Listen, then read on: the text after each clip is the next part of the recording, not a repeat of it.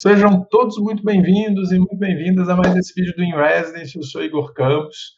É uma alegria enorme estar com vocês aqui e hoje a gente vai falar sobre a importância do projeto executivo. Tem duas etapas na elaboração do projeto de arquitetura que são fundamentais. A primeira é o estudo preliminar e a segunda é o projeto executivo. Se você provavelmente não está conseguindo executar os seus projetos, é porque está precisando de uma atenção diferenciada na elaboração do projeto executivo, porque é com ele que a gente consegue viabilizar as nossas obras. Então, vamos lá, a gente vai compartilhar uma tela aqui com vocês para a gente poder, de fato, falar um pouquinho sobre esse assunto que é tão importante na vida dos arquitetos e que vem sendo negligenciada. Mas, enfim, vamos lá, a gente já está abrindo aqui uma tela para vocês. Esse projeto, não sei se vocês acompanharam aí as postagens que a gente fez lá no Insta, né? É o projeto da residência da Casa Groba, que foi construída aqui em Brasília.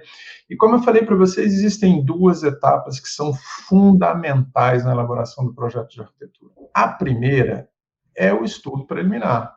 Se a gente errar no estudo preliminar, não tem como você corrigir depois, porque é no estudo preliminar que você vai determinar, né, a concepção arquitetônica, o conceito arquitetônico, as suas intenções, o porquê, os motivos pelos quais você está chegando naquela solução. Então, ou a etapa do estudo preliminar, ela é, assim, crucial para a gente chegar ao final do projeto e obter um resultado bacana nesse sentido. Então, essa é uma das etapas, assim, que a gente também dá muita atenção nos nossos trabalhos.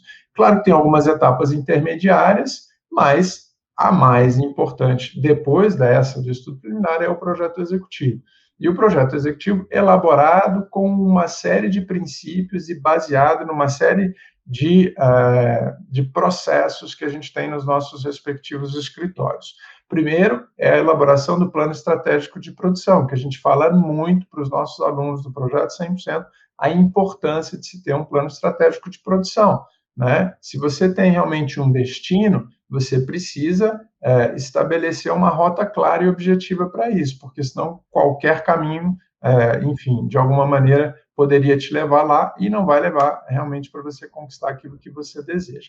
Então, uma das primeiras plantas que a gente tem no nosso projeto, ou seja, o executivo, até isso também depende um pouquinho, algumas questões são importantes, mas é uma plantinha de situação, que é essa que vocês estão vendo. Se eu tiver muito rápido, tá, no zoom dos desenhos, se tiver ruim para vocês verem, vocês comentem com a gente, para a gente poder ir maneirando aqui e interagindo com vocês. Então, essa é uma plantinha que a gente tem do condomínio, né? É uma casa que está localizada num condomínio aqui em Brasília, e a gente está ali localizando o terreno específico que a gente vai implantar o nosso projeto. Falando um pouquinho do estudo preliminar, vejam como são as coisas, nem sempre a gente perde viagem numa série de trabalhos que a gente faz. Esse projeto foi muito curioso, nós fizemos uma proposta de umas casas geminadas para um concurso que foi promovido na China, a gente apresentou, enfim, não ganhamos nada, ganhamos experiência, mas montamos um belo material nesse sentido, né? E aí o que aconteceu? Essa cliente entrou em contato com a gente, viu esse trabalho e gostou muito do design das casas que nós havíamos feito e falou, poxa, eu queria algo nessa linha. A gente falou, bacana, a gente não perdeu viagem, a gente fez um concurso, um material legal, que vejam, quando bem trabalhado e bem divulgado, realmente serve, inclusive, para você conquistar clientes que, porventura, tenham afinidade com o que você produziu do ponto de vista de linguagem. Então, essa é a primeira plantinha. O desenho do condomínio não foi nosso, o sistema viário não foi nosso, a gente já chegou aqui para poder implantar o nosso projeto. E aí a gente tem aqui, na verdade, a plantinha de implantação, tá? Opa, zoom, vamos lá. Então, a gente tem a implantação e é uma casa muito que segue um pouco uma relação muito pavilionar, né? Então, você tem um módulo principal que está localizado nesse trecho específico que vocês estão vendo aqui, né? Que existe uma interrupção, tem vazios, né? Então, é um grande módulo com uma interrupção, depois a complementação desse outro trecho, desse módulo principal, onde tem a localização da suíte principal do casal. E a gente tem um vazio, tem um jardim, uma passarela de conexão, e aqui um outro quadro específico, né, um outro módulo, que articula as demais suítes desse projeto. Um espaço da piscina e um espaço de deck também. Tá joia? Então, a gente tem aí essas duas plantas que são fundamentais para a gente estruturar, e aqui a gente tem também toda uma parte de infraestrutura. Então, nesse trecho, a gente tem aqui a localização dos reservatórios de água, de placas de energia de captação de células fotovoltaicas. Então, a gente está praticamente estruturando tudo aí, que é um castelo d'água. É um trecho que a gente tem do nosso projeto. Tá claro? As duas plantinhas. Então, aí a gente tem essa primeira, digamos, introdução ao projeto, né? E se vocês observarem bem, aqui a gente tem todas as indicações dos eixos principais que estruturam a nossa casa. Então, a gente tem, na verdade, umas estruturas que são praticamente porticadas, vocês vão conseguir observar isso, que estão distanciadas a quase 4 metros, sempre, uma distância muito próxima. Aqui a gente ampliou um pouquinho o vão, em função da garagem, mas a gente tem essa relação dos vãos num sentido e 6,40 no outro. Então, é uma sucessão de estruturas em concreto armado, de pórticos que basicamente compõem essa estrutura linear desse nosso projeto. E aí, vamos lá, para vocês verem a sutileza. Aqui, já desde o início da concepção do projeto, tinha uma preocupação, né? A gente queria realmente estruturar essa casa com um fechamento em telha metálica. Nós queríamos, inclusive, um outro produto, um produto da Hunter, que tem realmente uma qualidade muito boa nesse sentido, mas era muito caro e pouco acessível. E aí a gente, de alguma forma, buscou um material alternativo, né? E aí a gente foi lá e começou a trabalhar, a pensar como a gente poderia estruturar nosso desenho. Se vocês observarem aqui, a gente tem as estruturas dos pilares, que são esses pórticos que eu comentei com vocês. Então, a gente tem um primeiro a 3,90, depois a gente tem uma outra estrutura que está aqui. Então, eles são sempre transversais, né, que vencem o vão por completo, e aí a gente estrutura o conjunto como um todo. Mas olha a sutileza que a gente trabalhou aqui. Eles têm uma dimensão, né, os pilares todos têm uma dimensão, estão vencendo um vão de 6 metros, e aí o que a gente fez? A gente alinhou as alvenarias pela parte interna do pilar, dessa estrutura do pórtico, e deixou um espaço de praticamente aí 30 centímetros, talvez até uns 25 centímetros, um pouco mais, um pouco menos, que gera, na verdade, um colchão de ar, né? Então, toda essa parte aqui, além de ser um colchão de ar, também serve para as descidas de captação de água pluvial que a gente tem em determinados trechos. Então, a gente jogou a alvenaria faceando essas estruturas porticadas pela parte interna, criou realmente esse espaço vazio, e aí veio com o recobrimento da telha, que está justamente aqui, está bem clarinho, mas dá para vocês perceberem ela aqui nesse desenho. Então, eu tenho uma estrutura auxiliar, fica com a gente até o final. Essa live aqui hoje é só para quem é bruto, para quem é forte, tem sangue no olho, que a gente vai trazer as fotos para vocês, tem que estar comprometido para ficar com a gente até o final, né, não, Sui? Exatamente, gente. Eu costumo falar, olha, aqui é só raiz, galera. Se tem uma coisa que eu tenho orgulho de falar, que a gente tem muita segurança, que projeto executivo, a gente faz com o pé nas costas aqui. Então, fica aqui com a gente, porque o negócio vai ser raiz. É isso aí, tá? O executivo tem que ter sangue no olho. Então, a gente falou aqui, eu comentei com vocês, a gente tem aqui, na verdade, um colchão de ar que serve para passar as instalações, evidentemente, mas serve também para criar, ou seja, esse conforto ambiental que é necessário, porque a telha metálica, né, a gente sabe que a incidência do sol, na verdade, prejudica um pouco do ponto de vista térmico. Então, tem essa questão aí que é muito legal a gente estar atento. E aí a gente tem esse espaço aqui, que é um espaço bem generoso, a parte de sala, a parte de cozinha, aqui tem um jardinzão interno, tem área de banheiro de serviço, quarto de serviço, um depósito e a garagem. Então, os acessos principais visitantes aqui, a garagem entrando do outro lado, a circulação bem franca, né? E aqui a gente tem as outras, tem uma parte de churrasqueira que está localizada aqui. Então, vejam a lógica da sequência das estruturas, das instalações sanitárias, isso é muito importante e isso é definido no estudo preliminar, por isso que eu falei que é tão importante quanto, né? E aí a gente tem as instalações sanitárias, as suítes, os quartos todos, e a gente tem aqui, na verdade, alvenaria. Então, basicamente, funciona dessa forma que a gente tem aí estruturado no projeto. Então, a plantinha do pavimento terra é essa. Vou mostrar ali para vocês a plantinha do pavimento superior, né? Aqui a gente tem uma escada, que é uma escada muito legal, que tem um detalhe bem bacana, e ó, essa escada é show, porque eu trouxe a foto para vocês verem como a gente estruturou essa escada, né? Porque ela é solta, ela não toca no piso, e só vocês vão ficar sabendo aqui como a gente estruturou. Claro, alguns já têm uma noção, outros nem tanto, mas vai dar para ter essa percepção, e é muito legal vocês terem essa relação. Então, a gente tem um pé direito duplo, né, que é aquela estrutura porticada, tem um mezanino em cima, uma conexão que é a passarela, um terraço em cima e a suíte do casal. E aqui uma laje impermeabilizada com as aberturas zenitais, que a gente sempre gosta de trazer para os nossos projetos, né? Aí a gente tem aí essa relação. Bom, aí a gente tem, na verdade, a plantinha lá de cobertura, que é muito simples, é uma telha que vai para todos os sentidos, um lado do outro. E aí depois eu vou dar aqui um spoiler para vocês como foi difícil montar esse negócio. Essa inclinação, porque é uma laje que a gente concretou inclinada, tá? Foi um parto fazer isso, uma dificuldade grande, mas a gente chegou num resultado legal. Bom, aí a plantinha de cobertura, se vocês tiverem alguma dúvida, vocês falem aí para a gente olhar. Bom, vamos lá para o que a gente acha incrível e um dos desenhos mais bacanas do projeto de arquitetura, que são os cortes. E a gente sempre costuma dizer, a gente aprendeu com o Parado, o Sérgio, que foi nosso mentor, que o bom projeto a gente identifica no corte, a gente aprendeu, assimilou isso e continuou passando isso para os nossos alunos, né? Tanto na graduação e aqueles que estão com a gente lá no nosso projeto 100%, nosso curso, a gente reforça isso sempre. Geralmente eles são tão deixados de lado, né, Igor? Mas a gente sabe que é exatamente no corte, gente, que a gente consegue resolver tudo. Se você não resolveu no corte, cara, é porque você tem um problema, começa de novo, mas é o corte que vai te dar essa visão.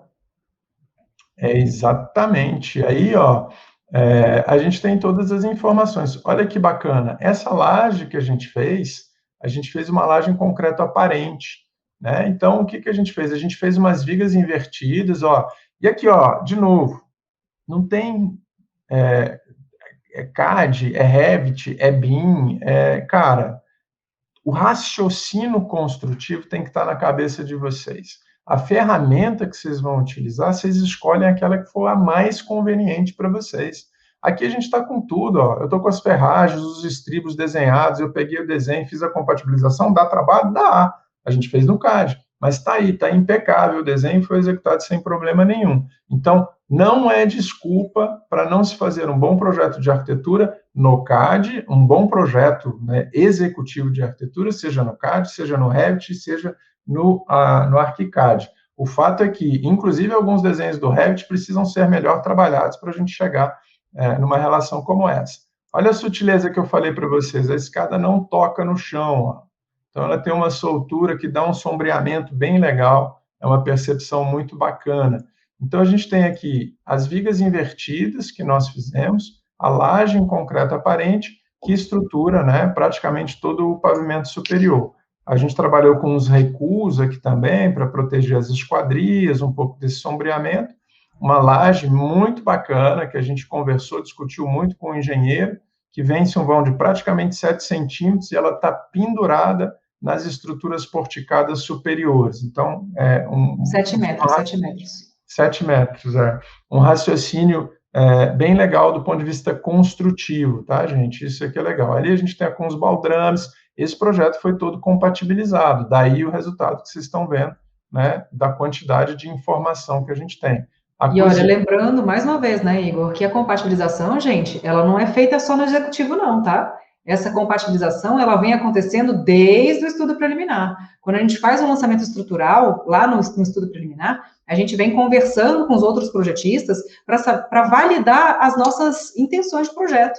E com isso, a gente já vai desenhando tudo direitinho. E aí, o que acontece é que quando a gente chega lá na compatibilização de fato, na sobreposição dos desenhos, a gente não tem aquele trabalho super desgastante, que geralmente o pessoal corre de compatibilização, né? Mas é porque fica tudo concentrado no momento só.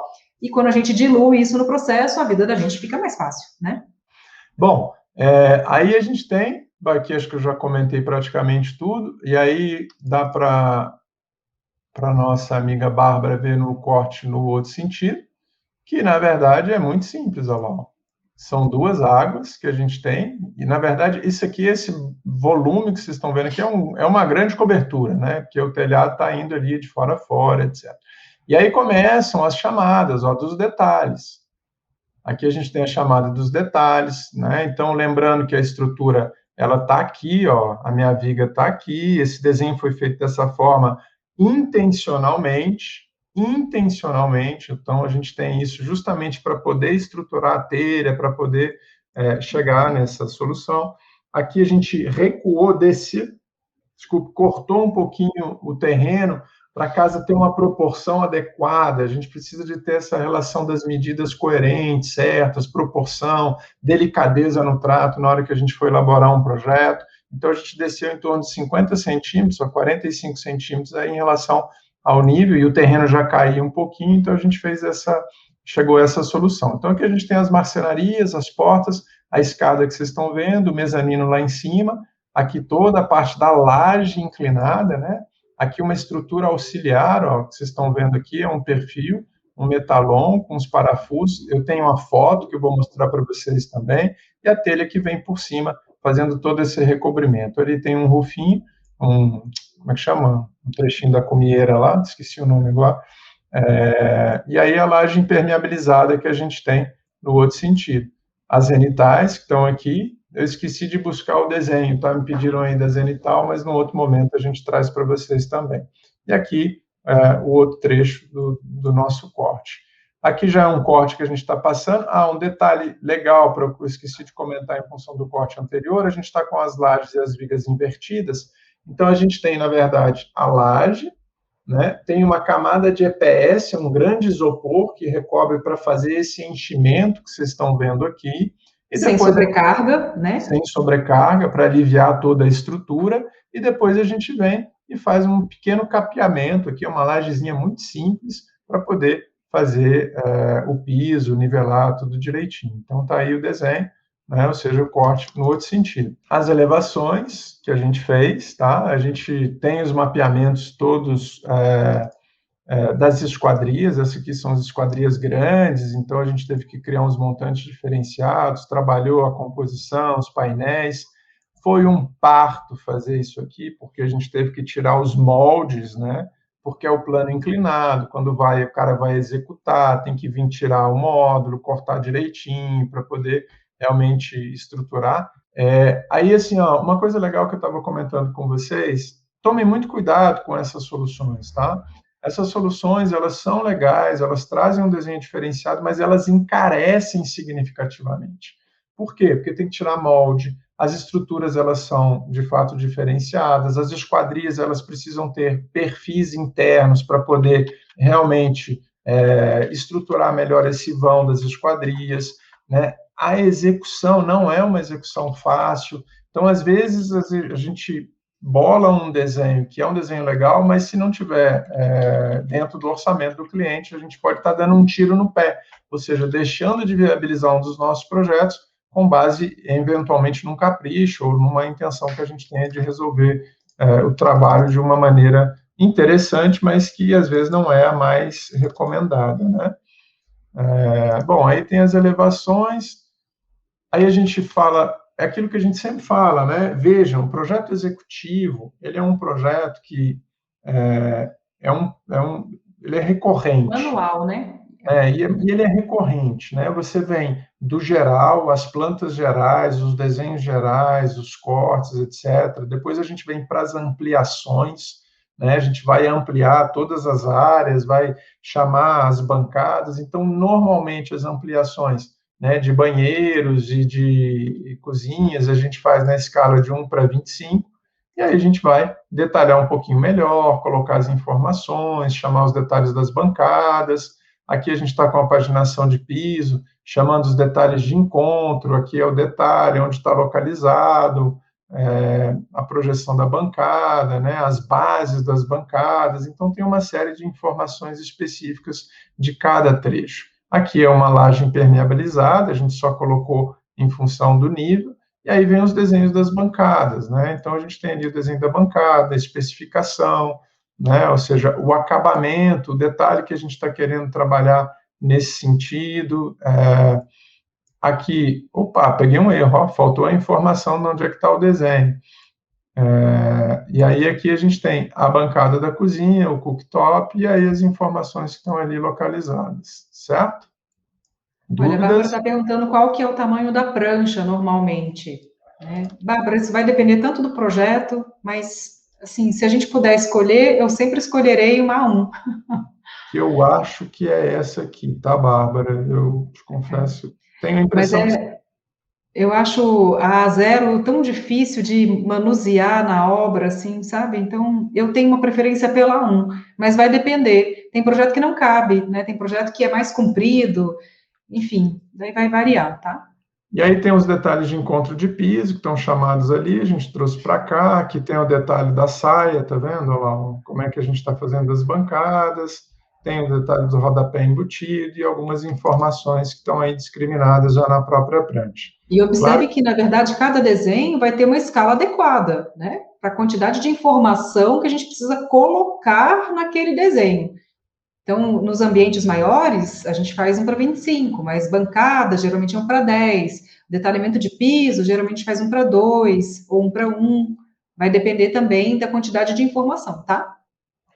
Bom, e aí a gente tem toda a parte de ampliação da cozinha com as vistas, tá?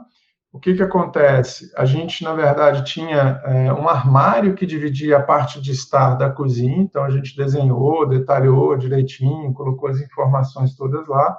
Vocês verem aqui é um corte, aqui está o mezanino, então o armário ele continua, ele segue. Depois a gente mudou um pouco esse desenho, mas praticamente todas as informações. Então a gente faz esse desenho e a gente compartilha com os marceneiros, com lojas de marcenaria, para eles seguirem, claro que com os ajustes necessários em função do que eles têm lá de padrão, ou às vezes o cliente decidindo logo no início que vai trabalhar com um fornecedor ou outro, a gente já tenta adaptar o desenho para poder estar dentro do padrão desse fornecedor. E Ok? olha, geralmente a gente escuta a seguinte pergunta: ah, mas então vocês fazem interiores?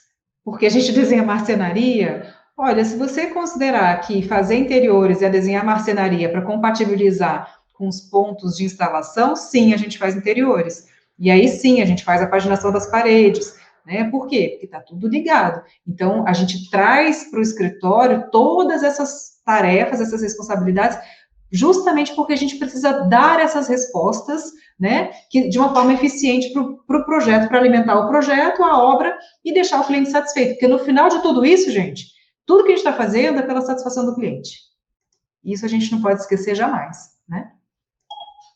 Então a gente está aí com todos os desenhos, as ampliações, aqui, ó, que legal, os banheiros, né? Ó, estão todos lá ampliados, as informações. E assim, ó, deixa eu falar uma coisa para vocês. Não é para vocês pegarem um bloco que, na verdade, não condiz com a especificação, não, tá? Vocês têm que pegarem um bloco que vocês eventualmente buscarem, seja no CAD, no Revit, se eles fornecerem, Deca, Docol, não importa, mas tem que ter as dimensões exatas para você levar para o seu desenho, senão não faz o menor sentido, porque eventualmente você pega lá um bloco que, na verdade, para cumprir tabela, põe e de repente você tem um strike na bancada, tem um strike na localização da perfuração da torneira, e aí você gera um problema gigantesco por uma bobagem, por um descuido que, na verdade, não precisaria ter acontecido, só um pouquinho de atenção já resolveria. Então, as papeleiras, os desenhos todos e tal. E, ó, não tem mimimi, não. Se não tiver, tem que desenhar, tá? Se o fornecedor não tiver o desenho em DWG, o desenho em CAD, um desenho em Revit, um desenho em programa que seja, você tem que desenhar. A gente já fez isso. Olha, nesse desenho aí, Igor, dá uma ampliadinha aí, só para mostrar uma coisa, ó. Olha, olha, os eixos de instalação das peças sanitárias estão cotados. E, gente, cotados com medidas inteiras. Não é essas medidas doidas que a gente vê em projetos, geralmente 45,27, Deus me livre. Já é difícil acertar uma medida inteira, quanto mais uma medida quebrada na obra, né? Então, tudo isso é zelo pelo seu trabalho, para que chegue no final você tenha orgulho do seu produto e para que os seus fornecedores, os seus parceiros projetistas, eles queiram trabalhar com você. Sabe por quê? Porque a gente entrega tudo mastigado. Está tudo pronto para ser feito. E isso muda a nossa relação comercial. Isso muda o nosso posicionamento no mercado. Isso agrega valor ao nosso produto. Então, pense a respeito disso, hein, gente? Bem, mas ó, aí tem os detalhes de piso, tá? Alguns detalhes de forro, tá? Aí tem alguns detalhes de encontro, de tabica, e aqui tem detalhe de nicho, como é que a gente está fazendo, como é quanto que ele entra na alvenaria, então tem alguns detalhes específicos, né? E com as especificações todas que são necessárias. O projeto executivo, isso é uma coisa legal para a gente ressaltar, assim, ele, claro, tem muito desenho, mas precisa de muita informação textual. Então, as especificações, o fabricante, o fornecedor, tudo que você puder trazer, códigos, referências, para poder facilitar a vida de quem vai executar e de quem vai comprar esses materiais, tem que colocar, sim, todas as informações necessárias ali, ó.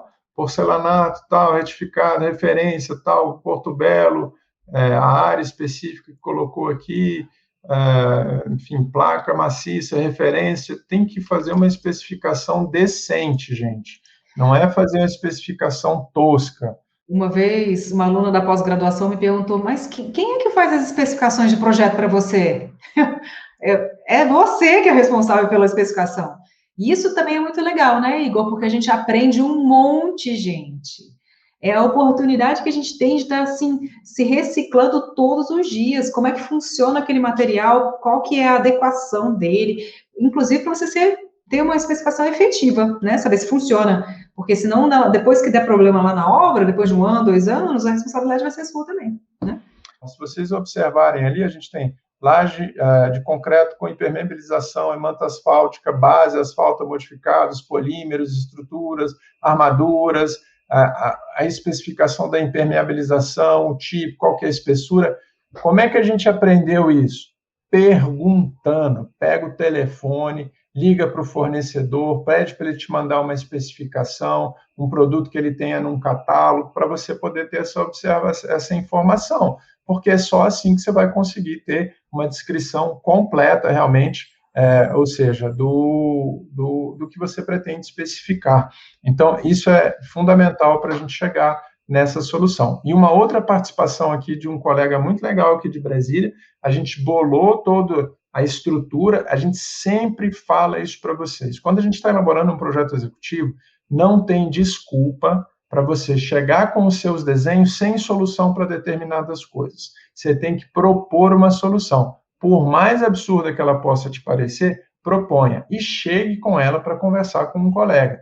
Então, a gente teve nesse projeto especial a participação de um colega que é arquiteto chileno, que é o Rodrigo Schli, que ele trabalha aqui em Brasília, trabalha com estruturas metálicas. Na verdade, trouxe todos os desenhos e depois, com base nos nossos desenhos, a gente sentou e ele deu um upgrade também muito grande, porque ele trouxe detalhes específicos, junções muito legais da telha metálica, e foi ele quem executou e montou toda a parte de estrutura. Então, é essa interação e é esse aprendizado que a gente precisa. E a gente só conseguiu também porque a gente estava dentro da obra. A gente sempre fala para vocês, como é que vocês vão melhorar a qualidade técnica de vocês? Estando dentro da obra e conversando com os fornecedores e com quem executa. Não tem diploma de pós-graduação para isso, não tem absolutamente nada, porque ninguém aqui quer se tornar diplomata, né? Ou seja, colecionar diplomas. A gente, na verdade, tem que colecionar experiências na prática e de pessoas, inclusive, que têm um know-how e uma expertise muito legal, que estão muito dispostas a compartilhar com a gente. Basta a gente cair para dentro para poder realmente ter um trabalho legal nesse sentido. Bom, deixa eu trazer aqui para vocês, esse é um detalhe legal que a gente sempre costuma fazer, ou seja, de uma platibanda. Então, tem ali, isso dá para fazer, tá, gente? Quando você mostrar isso para o seu executor, ele vai querer te matar, porque dá trabalho fazer. A forma é difícil fazer, não é fácil. Mas aí o que acontece? Você tem aqui, inclusive tem uma pequena inclinação aqui, a água cai, ela vem para cá, vira uma pingadeira, ela não entra, eu não fragilizo a minha impermeabilização, eu não tenho problema depois no futuro com impermeabilização das minhas lajes, então eu estou resolvendo o problema em projeto. Aí o cara vai falar assim, não vou executar. Beleza, problema dele. Você vai informar o seu cliente, se você estiver fazendo a fiscalização, que ele está executando de uma forma diferente da que foi prevista, claro, conversando com ele, mas se ele disser que não tem como, você vai informar que tem, E aí, o que vai acontecer? Ele vai executar da maneira. Se o cliente estiver de acordo, ele vai executar, vai sair mais barato. Se der problema, você está resguardado. Por quê? Porque você tem o detalhe que você fez, que está ali e que, de alguma maneira, serve como um documento, né? Uma prova que você fez o trabalho legal. Aqui, para duto de exaustão, que a gente faz, a impermeabilização. E aí entra os detalhes que eu falei para vocês. Ó, aqui a gente tem os pilares, a alvenaria, né? Aqui a gente tem o revestimento da alvenaria, aqui umas cantoneiras, o perfil que a gente tem, e a nossa telha metálica que está vindo por fora e sendo parafusada nessas estruturas auxiliares. Beleza? Bom, aí a gente tem aqui a mesma solução, são vários detalhes, aqui a gente tem, ó, aqui é o pilar, é um corte que a gente vê, né, então eu estou com a alvenaria aqui, eu estou com o meu pilar, então eu tenho uma cantoneira, ela é parafusada ali no pilar, ó, né, tem um parabolt ali, depois a gente tem essa estrutura auxiliar, e aí eu venho com a minha telha e faço a fixação, aqui a gente está vendo a ondulação da telha, eu estou pegando na onda, né, na parte baixa da onda para poder fazer essa fixação. Então, são várias as soluções. Como é que é lá em cima? É muito parecido. Ali a gente fez uma solução, depois a gente mudou isso aqui um pouquinho, ele vira. Eu não tenho captação de água pluvial, não tem problema de água, vem, bate, escorre, vai embora. E lá embaixo a gente fez uma brita muito grande que resolve o problema de toda a descida, né? Então, a gente tem aqui, nessa junção, um perfil específico que a gente mandou dobrar e foi trabalhando ao longo de todos os detalhes de encontro, que tem uma série de informações nesse sentido. Bom, aí a gente tem todos os mapeamentos das esquadrias, alguns detalhes dos batentes que a gente faz, né, com uma diferença aqui e acolá, sempre aquela relação, mapeamento de todas as portas, a gente mapeia as esquadrias e tal. Por quê? Porque o cliente precisa orçar. Por que dá erro, né? Ou seja, lá no final? Porque ele não tem esses desenhos. Como é que o cara que vai executar vai dar orçamento se ele não tiver realmente os mapeamentos e essas informações todas? Não Sabe tem como é que ele como. faz o orçamento, Igor? Ele fala assim, ele fala para o cliente, não, cliente, fica tranquilo, assim, vai sair entre 300 mil e 1 milhão, nesse intervalo aí sua obra entra. Bom, aí a gente tem aqui os desenhos todos, né? Estão bem feitos ali, estão bem desenhados, estão bem resolvidos. Então, claro, tem outros desenhos que eu não trouxe, mas basicamente é o que vocês estão vendo: desenho de ampliação de bancada, desenho de zenital, Angola, legal, Mário. Então, a gente tem aí uma série de informações que nos ajudam nesse sentido. Agora, bom, aí a gente tem, na verdade, toda a parte de fundação, né? Ou seja, da nossa casa. Eu até poderia ter, né, ter algumas fotos anteriores, mas aí vocês estão vendo. Olha o cuidado que a gente tem que ter com as formas. Esses são os baldrames que vocês estão vendo. O que a gente precisa fazer? Ter esses travamentos aqui, ó. Se não me falha a memória, até a norma preconiza que é em torno de 40 centímetros os travamentos dos baldrames, porque senão elas podem abrir e aí esbojar e fica tudo mal feito. Então, a gente tem aqui as fundações, as esperas para a gente subir com os pilares, né? Então, essa é uma foto do início dessa construção, para vocês verem como a gente começou. Tinha várias fotos, mas eu trouxe só algumas, tá, gente? Se tiver dúvida na foto, fala aí para a gente poder ajustar. Aqui, ó, é bloco de fundação, as estruturas dos baldrames, do pavilhão que a gente tem, que tem uma dimensão menor, que é com apenas um pavimento, então a gente tem essa relação. Vejam aqui, ó, que eles estão montando as formas, é o que eu falei para vocês, dos travamentos que a gente precisa colocar para a forma não abrir no momento da concretagem. Então, isso é uma coisa muito importante para a gente fazer, pensar nisso de uma maneira bem atenta, né? E aí a gente vai, aqui já está num outro nível, né? Concretou, subiu, e aqui que eu queria mostrar para vocês, ó. Olha só a dificuldade que a gente teve. Então, vocês vejam, para poder... Deixa eu ver se eu consigo dar um zoom aqui para vocês. Isso é legal de observar. A gente buscou toda a inclinação ali, né? Ou seja, que a gente havia estabelecido. E aí, o que acontece? A gente tem as esperas, né? Ou seja, tem como é que chama? As escoras. A gente tem as escoras para poder estruturar as lajes, né? Todo a questão da estrutura, e a gente tinha que trabalhar com essas escoras inclinadas. E o mercado não tem esse apoio que vocês estão vendo aqui, ó, inclinado. Então, ele só tem reto, tá todo mundo acostumado a colocar, ou seja, todos os barrotes para estruturar, né, ou seja, essas escoras das lajes, planas.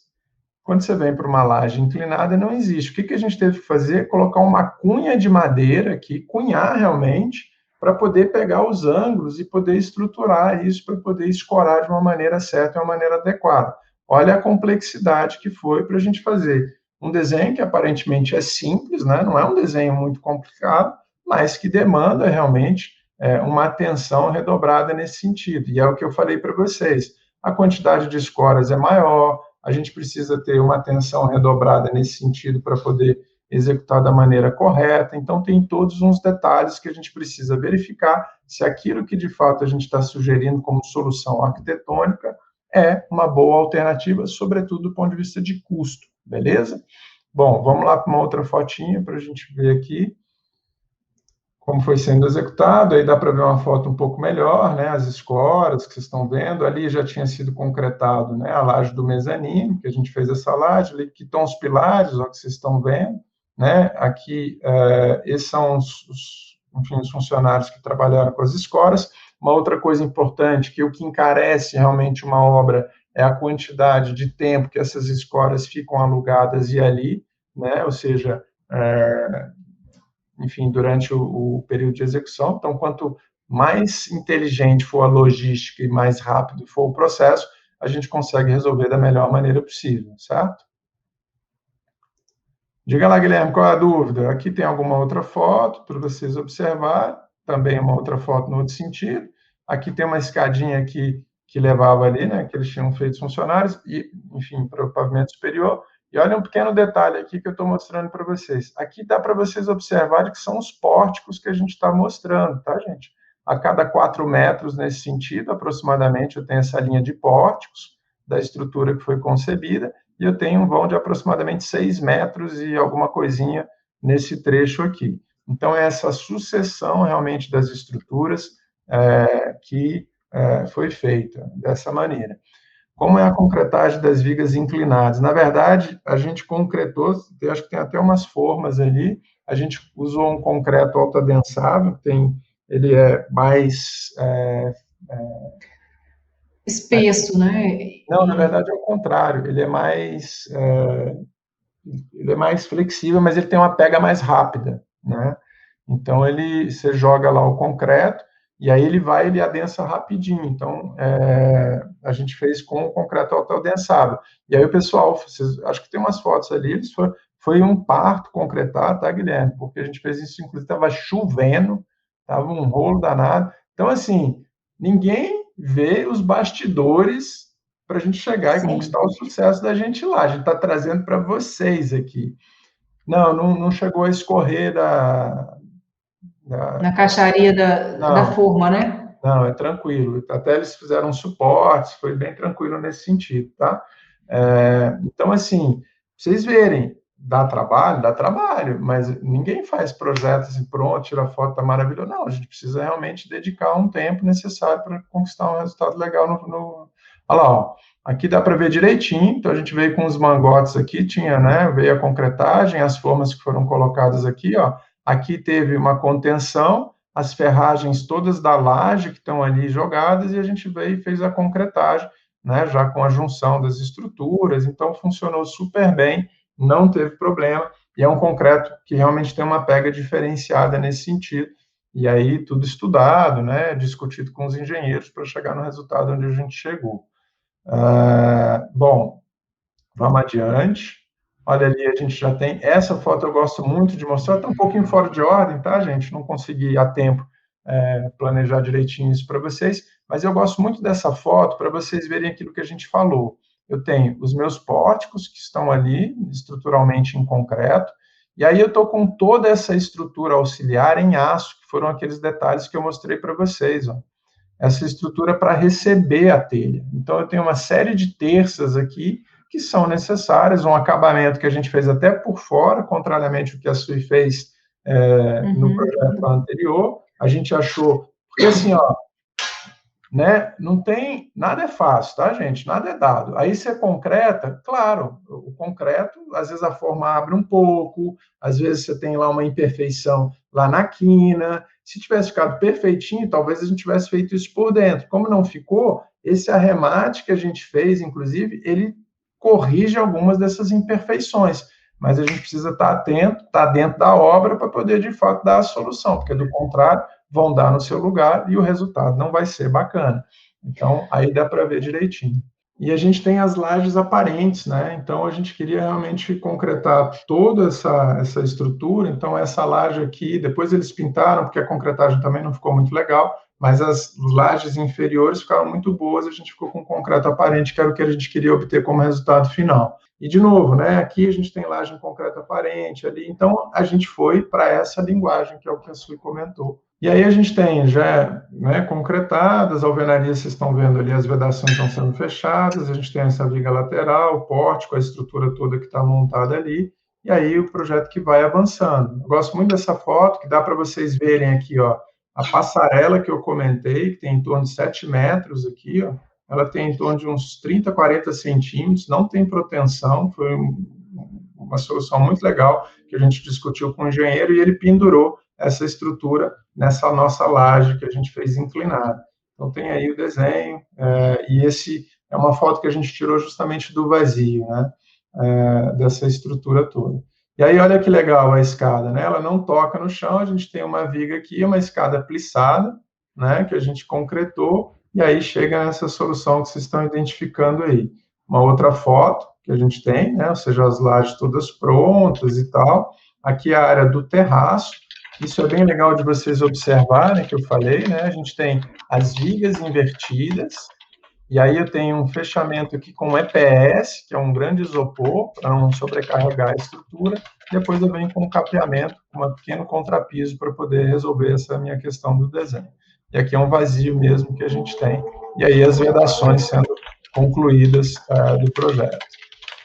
E aí, de novo, foto no outro sentido, para vocês também observarem lá, né, o conjunto ali está tirantado, está pendurado, os pontos, né, os pontos elétricos, tudo previsto anteriormente, para a gente não ter problema nenhum nesse sentido. Então, é uma solução que nós adotamos. Aqui vocês começam a ver um pouquinho, né, das estruturas auxiliares, como a gente fez, né, ó, que é justamente o detalhe que a gente tinha bolado. Ali a cantoneira, aqui tem o parafuso, parabolso, depois vem a estrutura auxiliar para poder fazer e pegar essas fixações todas do conjunto. E aí, dando uma olhada, verificando, é o detalhe que a gente fez, né? Tem as cantoneiras, né? Que a gente já afastou um pouquinho para pegar o alinhamento. Aqui a parte de impermeabilização, as alvenarias que estão dentro. Esse aqui que é o Rodrigo, que trabalhou com a gente nesse projeto. Então, a gente conseguiu fazer uma parceria legal. E aí vem com os resultados, né? Que vocês estão vendo lá. Então, realmente, como o Fernando falou, a telha reveste toda a casa. E deu um efeito muito legal no final. Um efeito muito bacana, que a gente queria realmente obter. Todo mundo fica um pouco curioso, é muito quente? Ela é um pouco, não é muito quente, mas aqui bate um sol à tarde, mas como ela tem um pé direito muito alto, e aí a gente conseguiu também minimizar algumas dessas questões. Ali a estrutura em cima, para vocês verem auxiliar, para poder vir fazendo o fechamento, né? Aí já o espaço concretado, isso eu acho legal, um espaço muito generoso, um espaço realmente muito bacana. A gente levou os nossos alunos para ter aula lá na obra, né, Sui? Foi. Eles ficaram felizes da vida, pensa. Pois é, aqui a gente está trazendo para vocês, assim, ó, né? Então, é o momento de você dar um like, viu, Guilherme? Guilherme disse que chega dando like, então vamos lá. Então, aí a gente tem, né, as estruturas toda concretada, então a escada que vocês estão vendo ali, a sutileza que não toca no chão, que eu acho muito legal, é um detalhezinho bacana que a gente curtiu fazer. Estamos quase ali, né? Aqui vem com os patamares que a gente foi criando, tem, né, ou seja, as nossas, tem acho que é grama amendoim, que tem nesse conjunto, aqui tem uns baldramezinhos que a gente fez, com um detalhe aqui que é chanfrado, para a grama chegar bem pertinho ali, não ver muito a borda do concreto, né? Aqui um detalhe de esquadria que tem lá ao final também. Então, a gente tem esse processo. Essa foto também eu gosto para poder mostrar para vocês aqui as estruturas auxiliares, para fazer o fechamento das telhas. O colchão de ar é tranquilo, então tem um espaço muito confortável, não tem incidência direta, e eu também não tenho uma preocupação com a impermeabilização, né? Então, isso está tranquilo, porque a telha já faz esse papel, né? Aí, uma outra foto. né, já quase concluído, né, que tinha um jardim, que era para ser feita a piscina, mas eles não fizeram, deixaram para um outro momento, mas já a casa toda fechada com uma telha, né, que era o que a gente queria obter como resultado, né. Olha aí os detalhes, né, para a gente chegar, ter as junções todas, os acabamentos, que são fundamentais para a gente chegar no resultado. Essa foto eu gosto muito, porque ela traduz realmente, ou seja, os bastidores, né, de como é feito. Tem ali a minha viga ali, ó, tem a estrutura do pórtico aqui tem uma viga na diagonal e tenho estruturada a minha escada plissada fixada nessa viga. E aqui é o espaço pronto, né, que tem essa sutileza de soltura, então a escada parece que está flutuando aí um pouco essa relação. Então vejam o desenho da esquadria, ó, e aqui tinha me dado uma agonia, esse montante estava chegando aqui, ele não estava acertando lá, a gente redesenhou, mas vejam que o desenho é aquele que estava na fachada das esquadrias, depois a gente fez um mapeamento melhor das esquadrias, chegando nessa solução que vocês estão vendo. E aqui a gente gosta sempre de fazer esses comparativos, né? E a gente sempre faz. Essa aqui é a imagem que nós fizemos do estudo preliminar, tá, gente? Então, vocês vejam aí, ó. A proporção está muito próxima, e a gente gosta de fazer isso. Quando vocês estiverem realmente executando um trabalho, façam um mapeamento, né? Um mapeamento do que vocês vão fotografar. Então, tem uma plantinha lá, eu vou tirar foto sempre daqui quando eu chegar na obra, sempre desse trecho, sempre desse trecho, sempre desse trecho. Para quê? Para o final, você está com essa evolução da sequência da execução da obra, né? Então, a gente, na verdade, tem todo esse trabalho que é feito com muita atenção nesse sentido. Aí, de novo, né, a galera tirando os moldes, fazendo a execução, aqui já estava num momento um pouquinho mais evoluído, né? Aí, esses detalhes, essas sutilezas, né, a gente sempre fala, né, ou seja, né, tem, as nossas referências são talvez um pouco mais antigas, assim, né, quando a gente fala de referência do corpo, olha aqui, essa foto é bem legal, ó. Dá para vocês verem o molde, ó. Esse aqui é um molde que o cara estava fazendo num madeirite, para depois pegar e cortar o vidro, né? Então a gente tem aí, ó, essa estrutura toda sendo montada. E aqui a sutileza da luz, ó. Essa é uma circulação íntima. Tem uma penumbra, a luz ela entra delicadamente, né? Ou seja, a arquitetura é o jogo sábio correto e, dos volumes sob a luz, que é uma definição de arquitetura do Corbusier que a gente gosta muito. Então, essa sutileza a gente precisa trazer para os nossos projetos, né, com essa intenção que a gente consegue realmente chegar num resultado bacana ao final, né? E aí é isso que vocês estão vendo. Vocês só veem isso, né? Tudo que está por trás vocês não viram, mas agora a gente está mostrando para vocês, né? O estudo preliminar, as revisões, né? Ou seja, o projeto de aprovação, as compatibilizações com os colegas que são feitos antes, depois a gente leva para um outro nível, todo esse processo de desenvolvimento, de acompanhamento da obra, de alterações em obra, junto com as pessoas que estão executando, para a gente chegar nesse resultado, né? Esse resultado que, de alguma maneira, atenda às expectativas do cliente, que o nosso projeto seja feito como a gente imaginou e a gente consiga um resultado de excelência ao final do nosso trabalho. Beleza? Gente, é isso. Terça-feira tem mais. A gente espera vocês. Se você não deu seu joinha ainda, agora é a hora. E a gente se vê na próxima semana, tá bom? Falou, galera. Obrigado pela participação de vocês. A gente fica muito agradecido de vocês estarem aqui com a gente. Eu sempre falo que a razão da existência do nosso canal é vocês aí, para vocês estarem conosco, e é por isso que a gente está aqui. Abraço. Tchau, tchau. Tchau, tchau. Beijo grande. Até semana que vem.